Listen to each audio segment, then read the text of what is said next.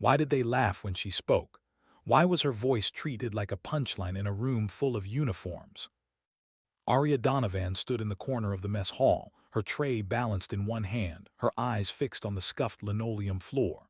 The laughter still rang in her ears, sharp and jagged, cutting deeper than any blade. She had spoken up calmly, logically, about a valley she had studied. A narrow corridor, a place where men could be trapped, where ridges made soldiers into targets. She said it like a fact, like whether you could measure. But the room of pilots and officers erupted as though she had told a joke. A wiry lieutenant with a buzz cut smirked so wide his gums showed. 5'3" and dreaming of flying a warthog, he sneered. She'd fit better as a receptionist.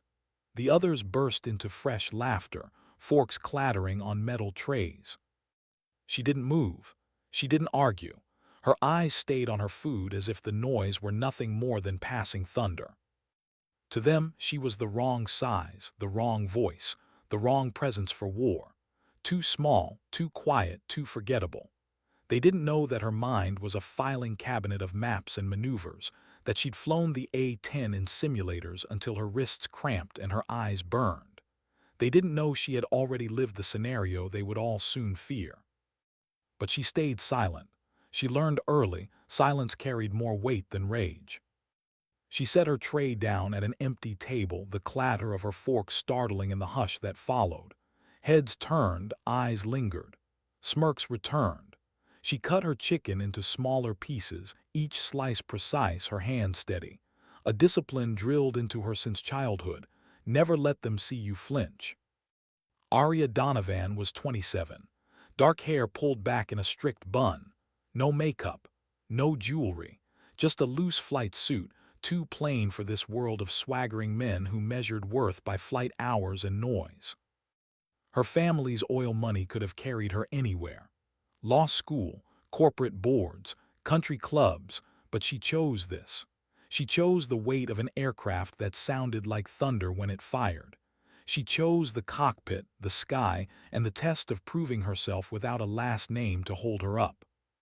But in this place, this nowhere desert base, they saw none of that. They saw a girl too small for her boots. That night in the rec room, she sat with a worn flight manual in her lap, tracing diagrams she had memorized years ago. At the card table, Lieutenant Baxter noticed her. Permanent scowl, voice like gravel. "Donovan," he barked, tossing down a card. "Memorizing that book to impress someone, nobody buying it." The table erupted. A younger pilot, gel in his hair, leaned back. "Stick to fetching coffee, less embarrassing." The room filled with laughter. Arya turned a page. Her hands did not tremble. She let the noise pass through her like wind across the wing. Later, as she walked toward the barracks, she passed the bulletin board. A cartoon was pinned there. A tiny pilot drowning in a flight suit, the words "ammo clerk" scrawled underneath. A cluster of techs laughed, nudging one another. "Look, it's our star pilot," one jeered, his patchy beard catching the hallway light. She stopped, studied the cartoon, reached up, removed it with care, folded it neatly into her pocket. No words, no drama, just silence that unnerved them more than anger. That night in her bunk, she pulled out a small photograph. Two girls in front of a Cessna. Wind-blown hair, wide smiles. Her older sister Leia had believed in her, had slipped flight manuals under her door when their parents weren't looking. Leia had written once, "The sky doesn't belong to men who laugh the loudest. It belongs to whoever dares to hold it." Arya traced the edge of the photo with her thumb, then tucked it away, pulled out a notebook filled with hand-drawn maps, lines of ridges, wind patterns, strike angles, the same valley she had warned them about. She had flown it 73 times in the simulator, each time faster, each time more precise, each time ending the same, lives saved, no losses. Nobody listened, nobody cared. The next morning, the briefing room hummed with voices. Major Cole Harrington stood at the front, broad shoulders, slick-back hair, a smile sharpened like a knife. He laid out a routine patrol on the screen.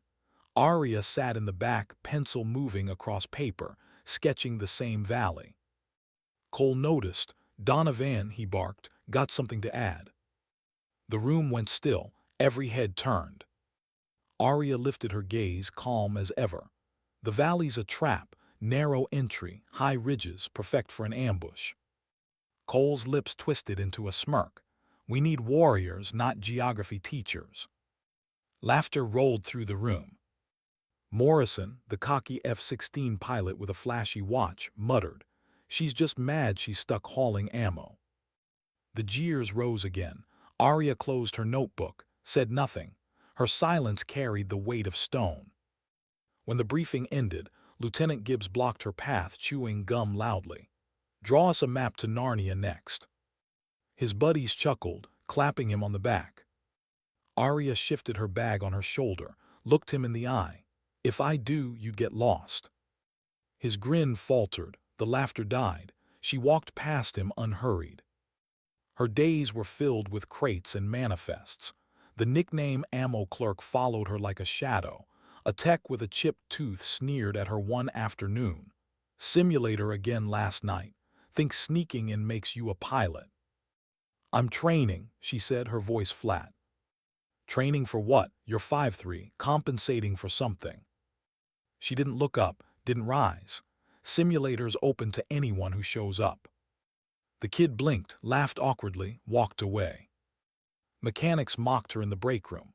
"Ever fly something bigger than a paper plane, Donovan?" Tors jeered. Arya capped her water bottle, turned to face him. "I'd fly circles around your ego." Silence swallowed the room. Tors flushed, his fists clenched, but no reply came. Night after night she returned to the simulator. The hum of the machine filled the dark. Her hands curled around the stick. The valley unfolded in pixels and code, ridges, SAM nests, friendlies marked with faint strobes. She flew low, precision strikes, no casualties, success. 73 times. Her muscles ached, her mind sharpened. She was ready for something no one else saw coming. But readiness doesn't erase doubt. Each night, when she shut the simulator down and stepped into the still corridors, she carried the weight of their laughter on her shoulders. It pressed against her ribs, whispered in the back of her skull. "Maybe they're right. Maybe I'm just the wrong person in the wrong place." She would pause, hand on the photo of her sister tucked in her pocket, and breathe. "No, they're wrong. The sky belongs to whoever dares."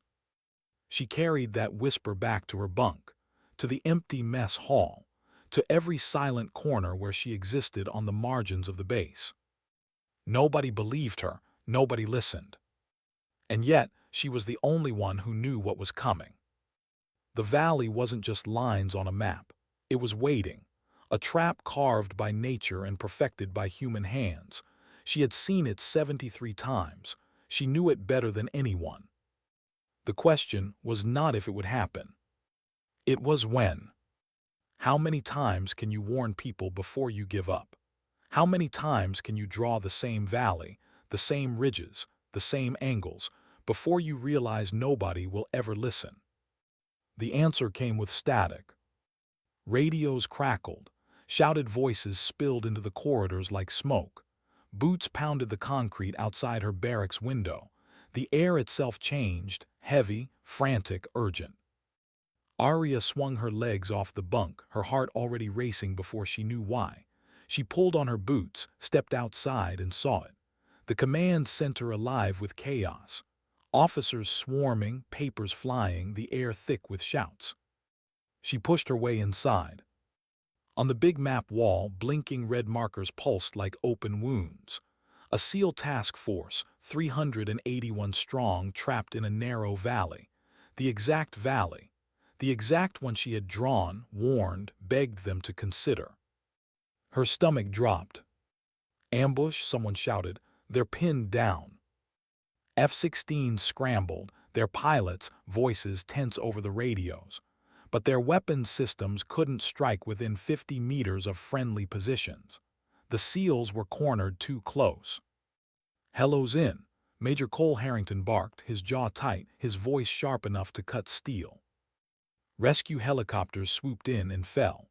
Flames lit the valley floor, smoke curling upward like a funeral pyre. The room's noise rose higher, more frantic. Orders barked. Confusion layered on confusion. The situation crumbling by the second. Arya stood in the back, silent, watching. Her nails dug into her palms until her skin burned. She saw it all. The lines, the maneuvers, the 73 runs she'd flown alone in a dark simulator. She knew this valley like the veins on her hand. Cole's face was red with fury as he slammed a hand against the table. F-16s hold orbit. I don't want another crash. The colonel in the room hesitated, hand hovering over a radio. His eyes darted to the map, then to Cole. And Arya heard her own voice, low and steady. I've flown this mission 73 times in the simulator. The words hung in the air like gunfire. Heads turned, every officer, every tech, every sneer locked onto her. Cole's eyes narrowed. You are not authorized to touch an A-10. This is the military, not a video game. Laughter scattered through the room, nervous, mocking, desperate. Captain Reed, the logistics officer with a permanent smirk, leaned toward his colleague and said loud enough for her to hear. She's delusional.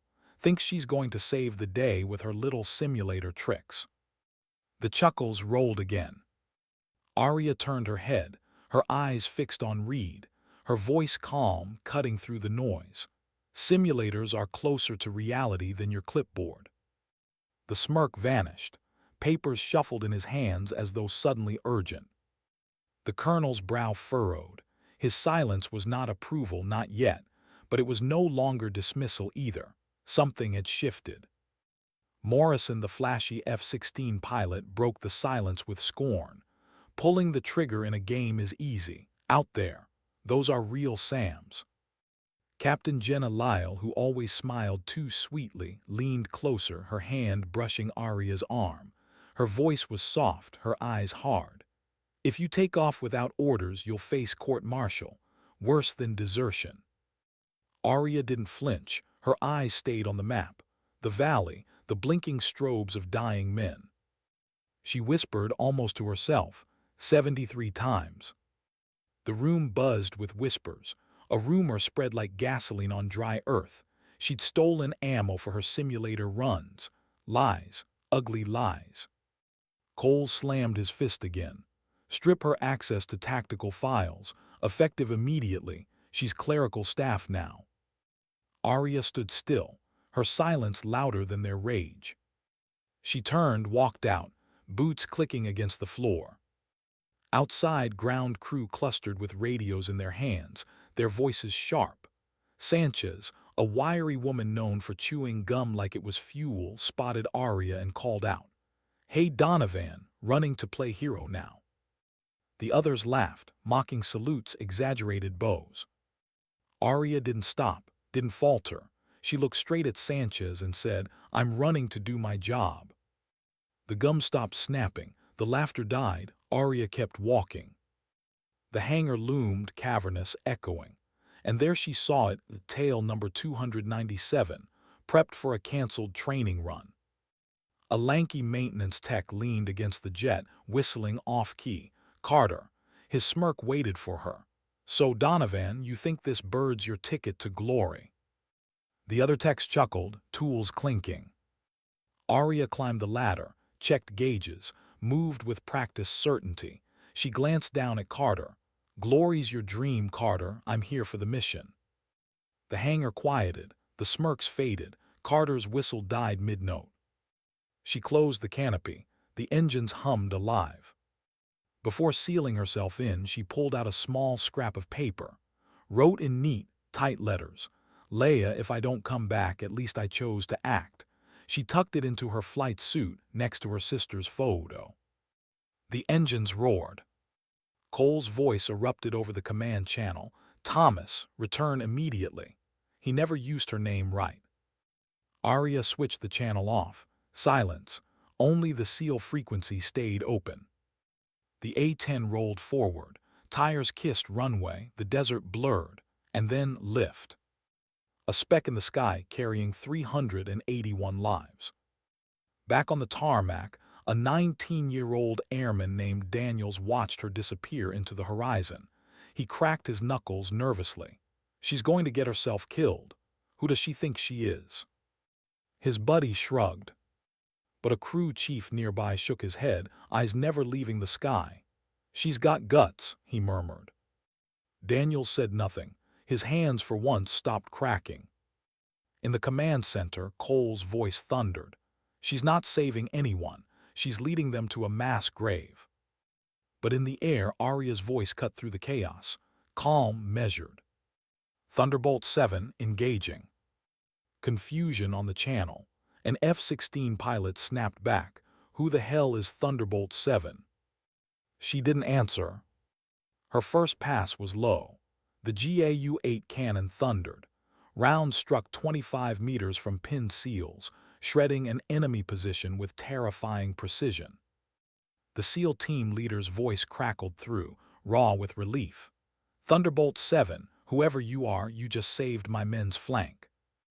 Arya banked hard, smoke and fire beneath her wings, her hands steady, her chest tight. Back at the base, the mess hall froze. A cook named Maria, spatula in hand, stared at the broadcast screen, her voice barely a whisper. That's Donovan up there. A pilot scoffed. Yeah, she's going to crash and burn. Maria's knuckles whitened around the spatula. She's flying for those boys down there. Her voice sliced through the noise. The smirks faltered. And in the sky, Arya flew low again, hugging the mountainside. A maneuver no manual ever taught. A maneuver she invented. She slipped under SAM radar, her A-10 a shadow of steel. A gun nest 20 meters from SEAL positions vanished in a roar of cannon fire. On the screen, green dots blinked. SEAL strobes moved. In the command center, for the first time, silence. Even Morrison whispered, stunned, "This isn't recklessness, this is genius." But not everyone agreed. Inspector Hayes, a gray-haired man with gravel in his throat, crossed his arms. Even if she saves them, it's still violation of law. Cole seized the words like a weapon. When she lands, I'll personally drag her into court-martial. The threat hung heavy. Arya didn't hear it. She didn't hear the bets in the barracks, didn't hear the jeers over radios. She heard only one voice now. A SEAL medic, hoarse, blood in the background. Thunderbolt 7, you still out there? Her breath steadied, still here. The medic laughed, broken, grateful. My brother, alive because of you. Keep flying, pilot. Her jaw clenched. Eyes flicked to the photo against her chest. She didn't reply, just adjusted her heading.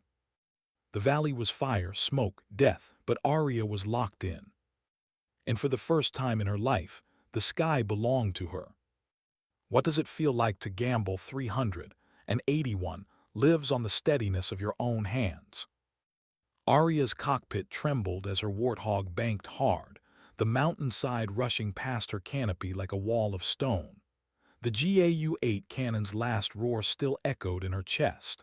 Dust clouds below hid the wounded, hid the dying, hid the flickering strobes of men trapped in a kill box. Her headset crackled with overlapping voices. SEAL team leaders barking coordinates. Enemy fire snapping in bursts of static. F-16 pilots orbiting above, their voices edged with disbelief. Who is Thunderbolt 7? One of them repeated. His tone wasn't mocking anymore. It was careful, respectful. She didn't answer. Her eyes stayed on the ridges, on the shadows where SAMs could hide, on the thin slivers of safety she had memorized 73 times in a silent simulator. Her hands were steady, her breathing not so much. She eased her jet low again, skimming the slope, the radar blind to her shadow. She saw the muzzle flashes first. Enemy gunners dug into rock. Too close, far too close. She didn't hesitate. Trigger, thunder, fire. The cannon ripped the nest apart, shredding the threat in a rain of steel. The ground shook, but the SEAL strobes flickered forward, inching, crawling, alive. Thunderbolt 7, a voice came through, rough and tired. That was clean. You've bought us 30 meters. Keep carving. Her knuckles whitened. Bought them 30 meters, 30 meters of life. The command center back at base was silent, eyes fixed on green dots crawling across screens.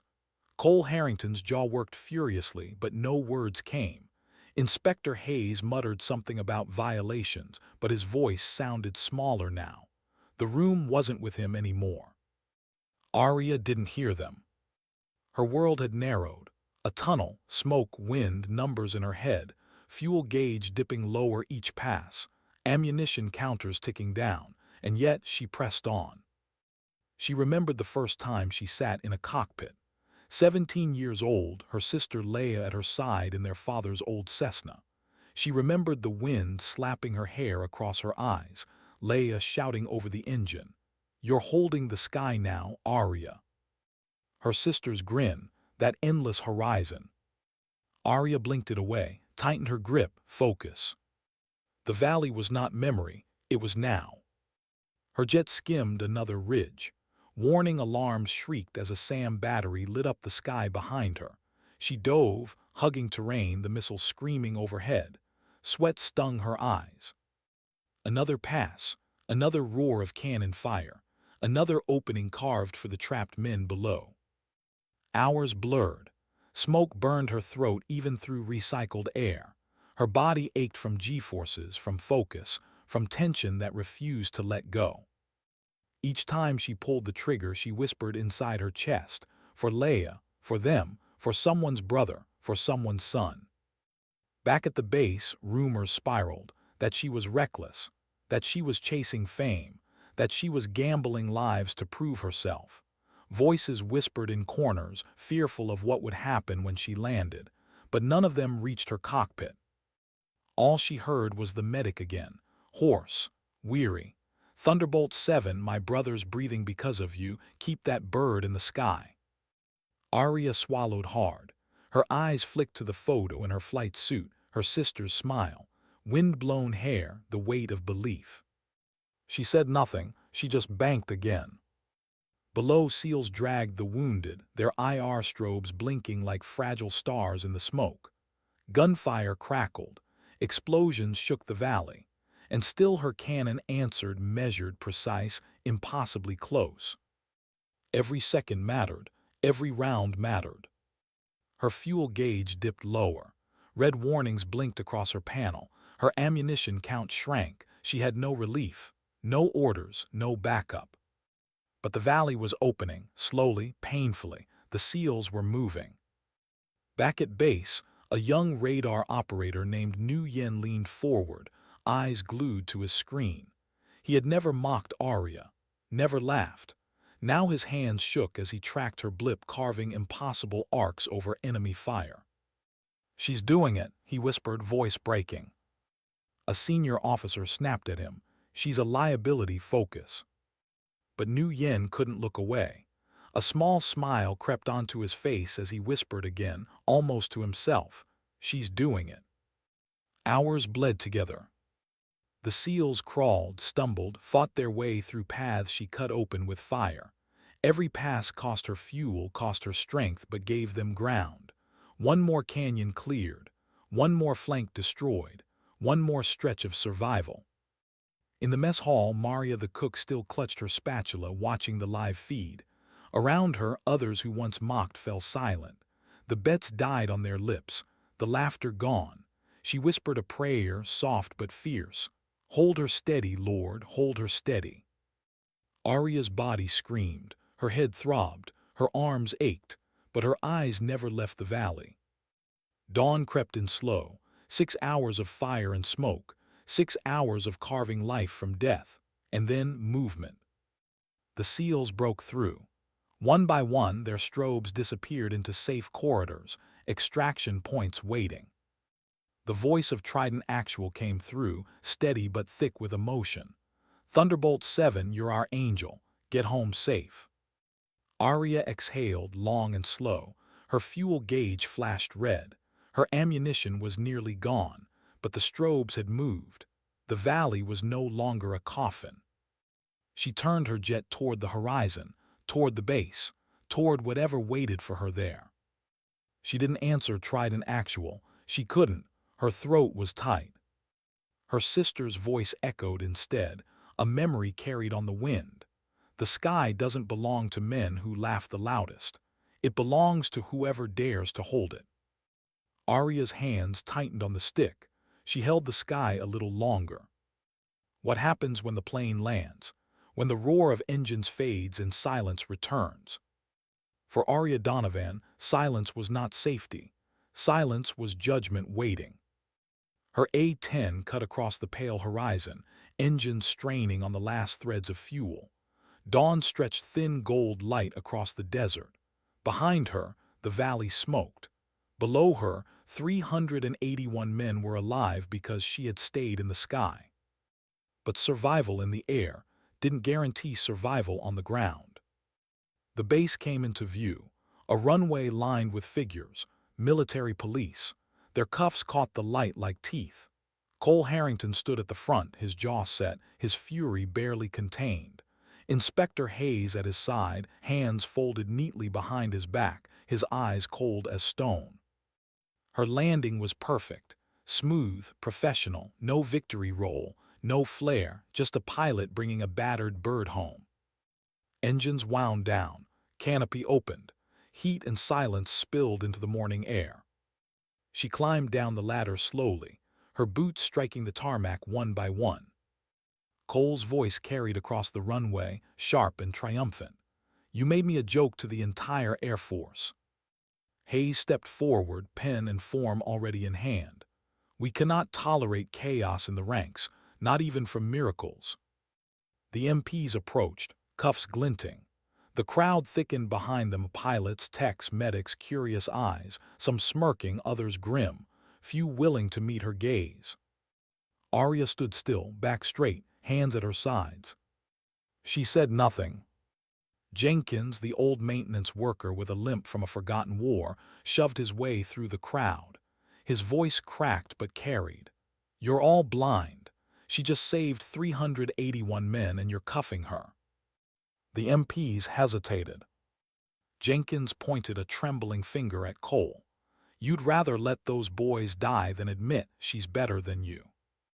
The air shifted, uneasy, whispers rippled. And then the ground trembled with the rhythm of boots. The crowd turned. From the distance a column of men appeared, dust still on their uniforms, bandages stark against grime, weapons slung, helmets under arms. The SEALs, all of them, 381. They marched onto the runway in silence, a wall of battered bodies moving with purpose, faces grim, eyes hollow, but alive. They stopped in front of her jet, formed ranks like stone.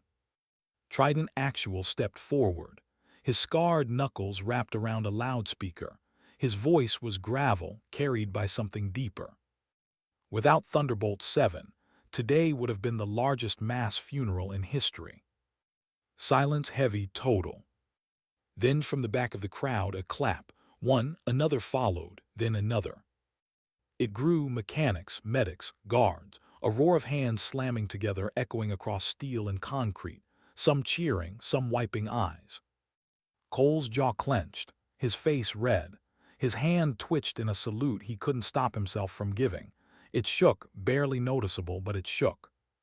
Hayes stepped back. His pen paused, his form changed. Court-martial lines scratched away, Medal of Honor nomination written instead. The crowd thundered louder, rolling across the base like a storm. And Arya. She didn't raise her arms, didn't smile, didn't bask. She stood straight, calm, eyes on the horizon, not the crowd. Because to her, it was never about applause, never about glory. It was about the men who marched alive because she dared to act. Later, as the dust settled, the consequences began. Cole reassigned to a desk in a forgotten outpost. Morrison's bravado crumbled when sponsors pulled support. Jenna Lyle's smiles curdled into silence as her social circles closed. The tech who spread the ammo rumor received reprimands etched in his file forever. None of it was loud, none of it was flashy, just truth catching up like a tide. Arya, meanwhile, became a ghost made legend. her simulator runs dissected in training rooms, her valley maneuvers etched into cadet syllabi. New pilots whispered her name like a compass point. And yet she never gave interviews, never stood behind podiums, never sought the microphone. She simply kept flying. Her silence was her anthem. One evening, as she walked across the base, cadets stopped her. Young, nervous, one girl with braids clutched a notebook. "Captain Donovan," she stammered, "could you sign this? You're why I'm here." Arya paused, took the notebook, her signature small, neat. She handed it back. "Keep flying." The girl's face glowed, awe spilling from her eyes. Arya walked on. In her barracks, she set Leia's photo on her desk. Two sisters in front of an old Cessna, wind tangling their hair. The whispers had stopped, the jeers silenced. She had been judged, mocked, dismissed. But she stood her ground, not with anger, not with words, with action. And in the end, that was enough. Sometimes dignity doesn't speak. It simply acts. What happens after the applause fades? After the roar of clapping hands dissolves into the ordinary hum of engines, drills, and routine? Respect is heavier than mockery. Arya felt that weight in the days after the runway. Not in parades or speeches, she avoided those, but in the stares, in the silences, in the way people who once smirked now stepped aside, unsure whether to salute, to apologize, or to simply vanish from her path. She kept walking, kept flying, kept her silence. But silence doesn't erase memory. Every night when the base quieted and the desert wind pressed against barrack windows, Arya lay awake staring at the ceiling. 381 faces haunted her, not the grateful ones she'd saved, but the ones she couldn't see. The shadows on the valley floor, enemies she'd buried in thunder and fire. She didn't know their names, their families, their stories. She only knew they had been there, and now they were. And sometimes her sister's face slipped into the smoke. Leia grinning in the Cessna, hair whipping wild. But then the grin blurred into flames, into silence, into the valley she had carved open with cannon fire. Arya would blink hard, press the photo flat against her chest, and whisper into the dark, "I did it because you believed I could." But belief never erases the cost. The base shifted in her wake. Cole Harrington disappeared to a remote desk post, his command hollowed out. Morrison's swagger evaporated under the weight of headlines, his name tied forever to mockery that aged badly. Jenna Lyle's saccharine smiles were no longer welcome. People saw through them now, brittle and false. Even the nameless tech who had spread the ammo rumor walked with shoulders hunched, the reprimand following him like a scar. It was justice of a kind, but justice didn't make Arya smile, it didn't soothe. She sat in the hangar most evenings, grease on her hands, her head under the wing of tail number 297, working, checking, adjusting, not because she needed to, but because the routine steadied her. Tools don't laugh, machines don't sneer, metal listens when hands are steady. Some nights a younger pilot would approach. Carter, the mechanic's kid who once mocked her simulator sessions, came first.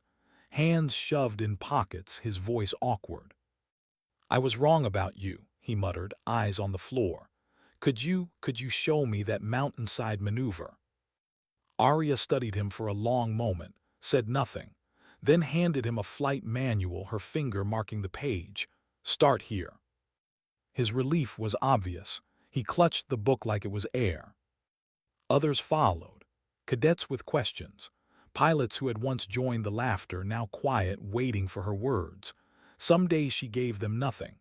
Some days she gave them small pieces, diagrams drawn in chalk, corrections spoken in a calm voice. She didn't ask for their apologies. She didn't need them. Respect, if real, grows without being demanded. Still, the shift unsettled her. She didn't trust it, not yet. One evening, walking through the mess hall, she felt the silence ripple again. Forks paused, conversations hushed, dozens of eyes turned. She ignored them, moved to the serving line, collected her tray, sat alone. And then Maria, the cook with grease-stained apron, appeared at her table. She set down a plate without a word. Extra food, a quiet gesture. Her eyes met Arya's. No smile, just a nod. Arya returned the nod, small, barely there, but something in her chest loosened. Respect didn't need applause. Sometimes it lived in the silence between two people. Yet every kindness was shadowed by weight. In the simulator again, Arya found her hands trembling, not from fear of failure, from the memory of real cannon fire, real bodies. The valley wasn't pixels anymore. It smelled of smoke, of sweat, of blood she couldn't scrub from her memory. She shut the simulator down early, sat in the dark. For all the admiration, the medals whispered, the headlines written, she felt hollow. She had not saved herself. She had not erased the doubt or the scars. She had simply acted. The moral clarity people projected onto her, hero, angel, legend, felt like a costume someone else had draped over her shoulders. Too heavy, too bright, too false. The truth was quieter, messier. She was a woman who refused to stay still while others died. A pilot who broke orders because silence had always been her prison, and action her only escape. And though 381 men were alive, she knew she could have lost them all. She replayed every pass in her head, every trigger pull, every angle. If she had been 2 meters off 2 meters, she would have been their executioner. That truth was hers alone to carry. When the Medal of Honor papers surfaced, Arya didn't attend the ceremony. She signed the forms, returned the uniform, and stayed in the hangar. Reporters waited outside the gates. Photographers begged for her smile. She gave them nothing.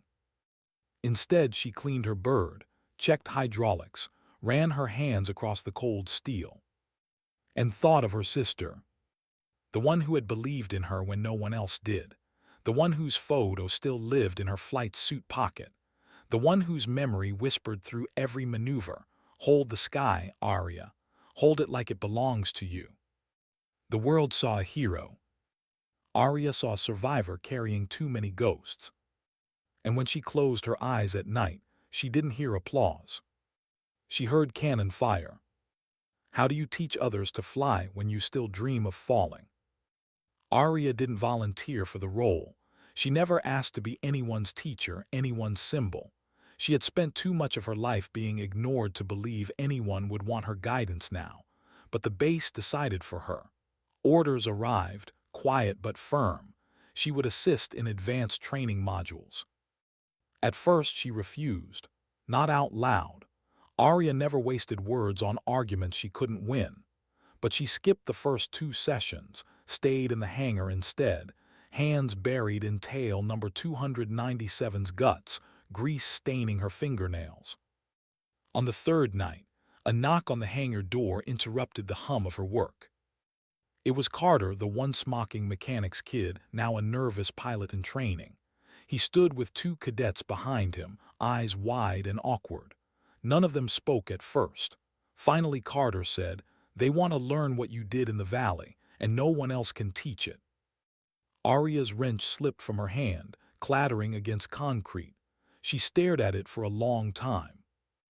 Then wordlessly she stood, wiped her hands, and walked past them toward the simulator room. The cadets scrambled to follow. Inside, she strapped into the seat, her motions practiced, her face unreadable. The screens came alive with a digital version of the same valley. Familiar ridges, familiar traps. She spoke little. Her voice was even, almost clinical. "The manuals don't teach this. Radar will miss what terrain can hide. Fly too high, you're dead. Fly too low, you're blind." Her hands danced across the controls. The simulated A-10 hugged rock faces, slid into blind spots, carved open space with precision strikes. "Watch my hands," she said, her tone soft but steady. "Not the gauges. The gauges lie when the valley lies." The cadets leaned forward, eyes locked. When the run ended flawless, she unbuckled, stepped out, and moved toward the door without fanfare. Carter called after her, "Will you run it again for us tomorrow?" She didn't answer, she just kept walking, but she came back the next night, and the night after that. It grew, word spread. Soon, the simulator room was crowded each evening, cadets, junior pilots, even seasoned ones who pretended they were there just to observe. She never raised her voice, never lectured. She simply flew, explained when needed, and handed over controls in silence. Some nights the cadets failed. They clipped ridges, missed targets. Arya never scolded. She simply restarted the scenario, her calm presence steady as stone, and said, again. It wasn't encouragement. It wasn't warmth. It was expectation, the same she had once placed on herself, night after night, 73 times until her body knew what others dismissed. But teaching stirred ghosts. Each time she flew the valley in simulation, the real one returned. Smoke, screams. The weight of 381 lives on her hands. Some nights she left abruptly, walking out before anyone could stop her, air burning in her lungs. She never explained. They learned not to ask. One cadet, a girl barely 20 with nervous braids, finally broke the silence one evening. After a flawless run, she turned, eyes shining. Captain Donovan, when I'm in the seat, I hear everyone yelling, doubting me. How do you block it out? Arya studied her for a long time. The room waited, hushed. Then Arya spoke, almost a whisper. You don't block it out, you let it pass through, like wind. Noise doesn't decide if you fly. The cadet nodded, tears bright in her eyes. Arya turned away, chest tight. She remembered the jeers in the mess hall, the cartoons pinned to boards, the gum-snapping insults. She remembered folding the paper into her pocket without tearing it, her silence louder than rage. The girl's question lingered in her mind, long after the room emptied. That night, alone in her barracks, Arya pulled Leia's photo from her pocket. She stared at her sister's grin. You were the only one who believed, she whispered. But belief came with cost. Ghosts didn't vanish just because cadets learned to fly. In time, her maneuvers became doctrine, training manuals rewritten. Videos of her simulator runs circulated in classrooms far beyond the base. She watched none of it. She avoided the cameras, the speeches, the eager questions from journalists. Respect didn't comfort her, silence did. But sometimes, she caught herself watching the cadets as they left the simulator room, their laughter bright, their shoulders lighter than hers had ever been. She felt a strange pull in her chest, not pride, not joy, something quieter, something heavier. Perhaps this was what her sister had felt, slipping manuals under her bedroom door. Belief not as a gift, but as a burden carried forward. One evening, Carter lingered after the others had gone. He shifted nervously, then asked, Do you ever forgive them, the ones who doubted you? Arya's jaw tightened. She turned back to the simulator controls, running her fingers across the worn switches. I don't waste time on forgiveness. Carter frowned. Then what do you do? She paused, her reflection flickered in the dark screen. Eyes tired, shoulders straight. I fly. And that was all. When she left the simulator that night, the desert air was cold against her skin, the stars sharp above. She tilted her head back, staring at them. The sky had never cared about laughter. It had never cared about ranks, medals, or smirks. It only asked one thing, who dares to hold me? Arya breathed deep. And for the first time since the valley, her chest eased. Not because the ghosts had vanished, but because the next generation might carry them differently. She wasn't free. But maybe they would be. What happens when a legend is asked to repeat itself? Arya had avoided missions for months. Not officially, no one dared ground her after the valley, but quietly she kept herself to simulators, training modules, and the hangar. It was easier to teach cadets, easier to guide from shadows, than to gamble with ghosts again. But orders do not always wait for readiness. One night the summons arrived. A red folder slipped under her door. She didn't open it immediately. She sat on her bunk, staring at the envelope, its weight somehow heavier than paper.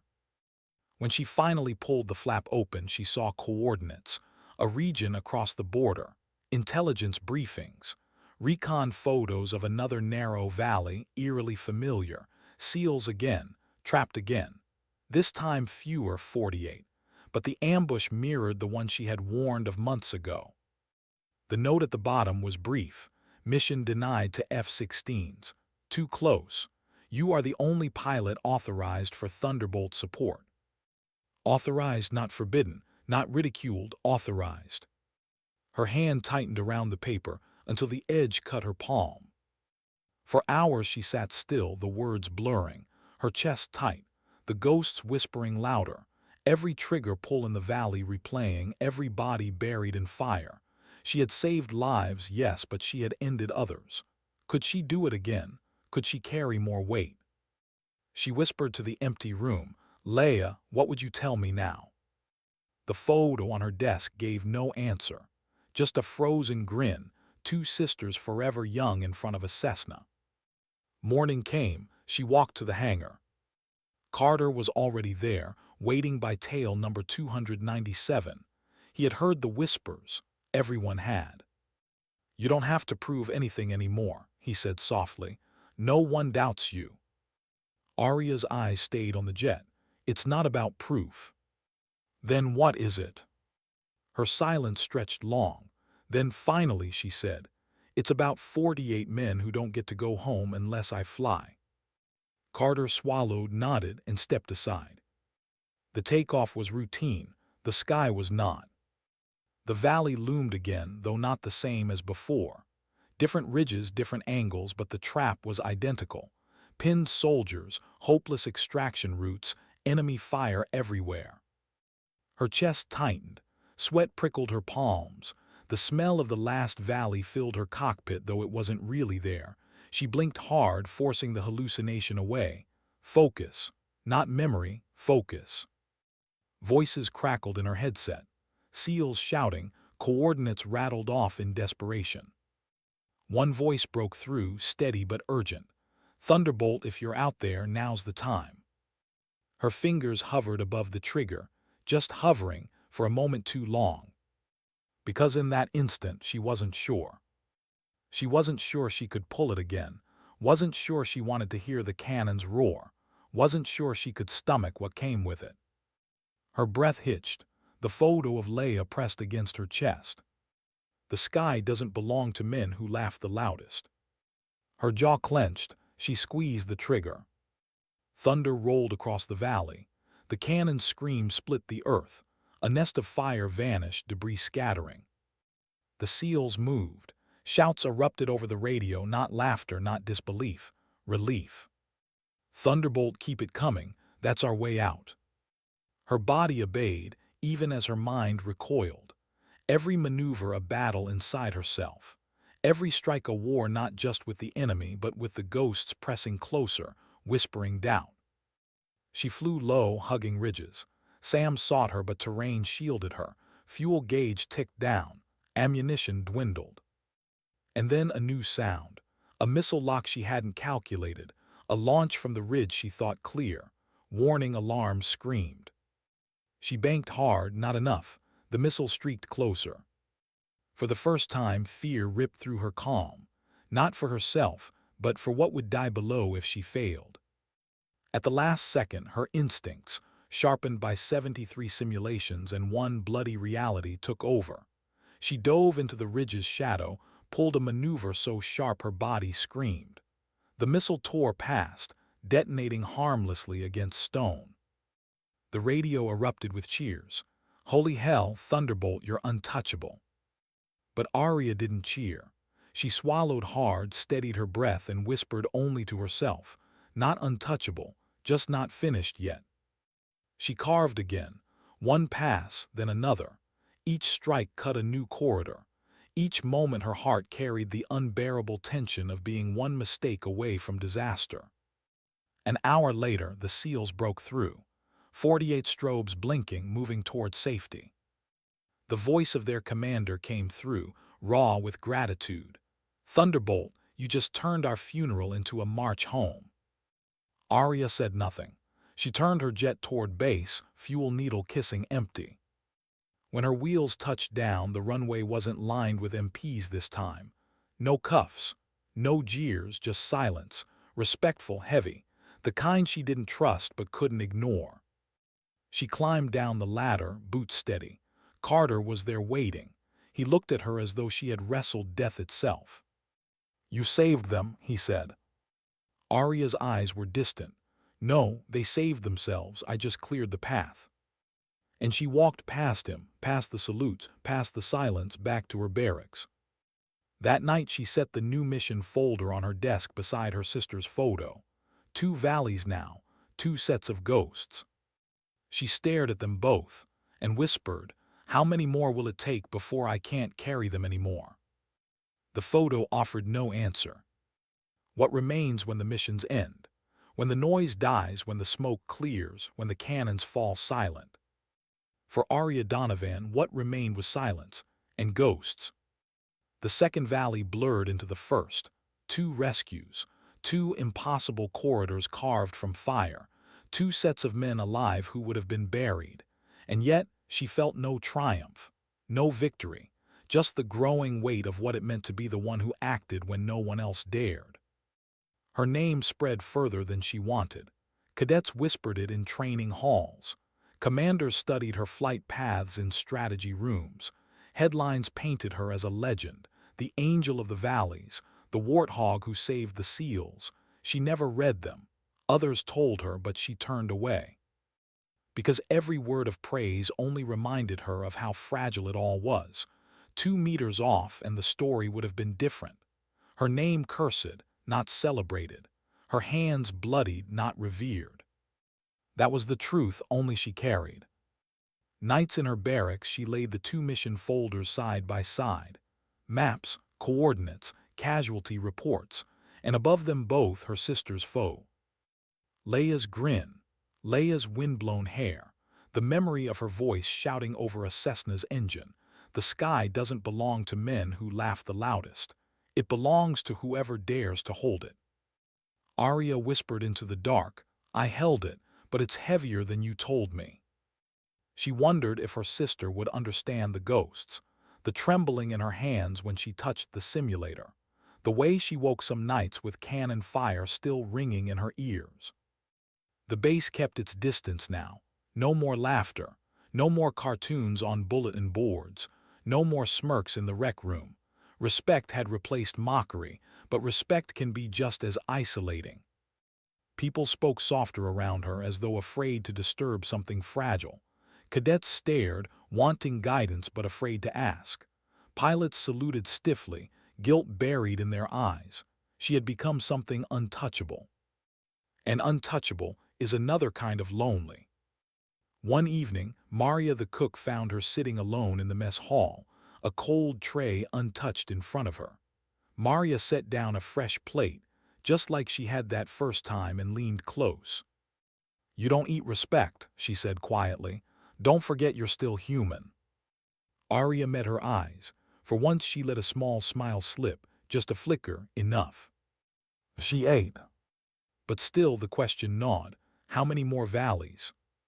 She didn't want to become a weapon trotted out whenever command grew desperate. She didn't want to be the myth that others relied on without understanding the cost. Yet when the next set of coordinates appeared on her desk weeks later, she felt her pulse quicken. Not with fear, not with pride, with something quieter, the knowledge that men would live or die depending on whether she moved. She pressed the folder shut, left it unopened for a day, 2, 3. On the 4th she opened it. The decision had already been made. Because silence was not her cage anymore, action was. The cadets noticed the change in her. Not louder, not softer, just clearer. She moved with the certainty of someone who had already chosen. One of them, the braided girl who once asked how to silence doubt, approached her timidly after a session. "Captain Donovan, what if we're not ready when it's our turn?" Arya paused, staring at the young face, wide with fear and hope. She thought of herself, small in the mess hall, drowning in laughter, ignored, dismissed. She thought of her own silence, her own doubt. Finally, she said, "No one is ever ready, you act anyway, and you carry what comes." The girl nodded slowly, as though the words weighed more than any textbook. That night Arya walked alone to the runway. No mission, no orders, just her and the quiet. She stood by tail number 297, her hand resting against the cool metal skin. She whispered to it as if it were alive, "You and me, no one else." The desert air was cold, the stars sharp above, and in that moment she let herself imagine Leia standing beside her, not as a ghost, not as a burden, just as her sister. "You were right," Arya whispered into the night. "The sky does belong to whoever dares, but daring isn't glory, it's weight, and I'll carry it until I can't anymore." She closed her eyes, breath deep. When dawn came, the base stirred. Life resumed. Orders shifted. New faces saluted her, some shy, some bold. She returned each with the same calm nod. Not because she sought their respect, but because she knew they needed to see that silence can still hold strength. That dignity doesn't need to roar. That action, once taken, speaks longer than words ever could. And when Arya Donovan's story spread, as stories do, carried from barracks to classrooms to whispered cadet legends, it never ended with medals or applause. It ended in quiet, in the memory of a woman who stood small in a room full of laughter, folded a cruel cartoon into her pocket, and one day carried the sky on her shoulders long enough for 381 men to walk out of a valley alive. Because sometimes dignity doesn't speak. It simply acts.